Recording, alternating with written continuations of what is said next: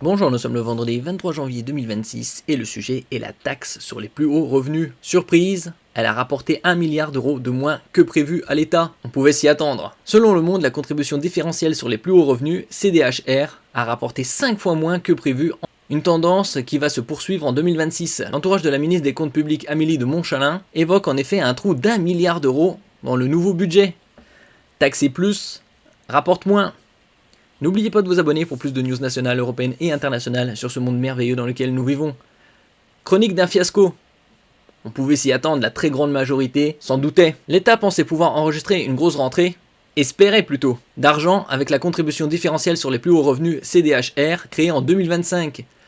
Le budget adopté par François Bayrou, Premier ministre à l'époque, prévoyait des recettes de 1,9 milliard d'euros.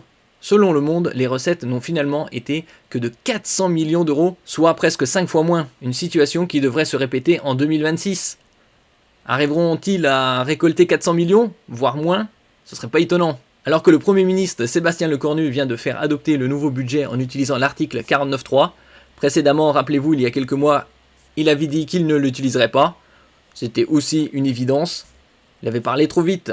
L'entourage de la ministre des Comptes Publics Amélie de Montchalin a indiqué anticiper des recettes de 650 millions d'euros en 2026 grâce à la CDHR. C'est 1 milliard d'euros de moins que ce qui était prévu initialement. Ce montant pourra être révisé cet été après la phase de déclaration d'impôt du printemps prochain. Une stratégie d'évitement mise en place par les hauts revenus. Les grosses fortunes visées par la CDHR, qui fixe un taux d'imposition de 20% pour les revenus dépassant 250 000 euros, pour un célibataire, 500 000 euros pour un couple, auraient mis en place une stratégie d'évitement, ça aussi, on pouvait s'en douter, anticipant leur versement de dividendes avant le 31 décembre 2024. Notez que la contribution différentielle sur les plus hauts revenus sera maintenue tant que le déficit ne tombera pas sous les 3%. Il y a environ 1 an et demi, 2 ans, il tablait sur un retour en dessous des 3% en 2027. Ça a été décalé à 2029-2030. Qui sait si ça arrivera un jour. Le budget qui vient d'être adopté a fixé comme objectif d'atteindre un déficit de 5%, ce qui est encore très élevé.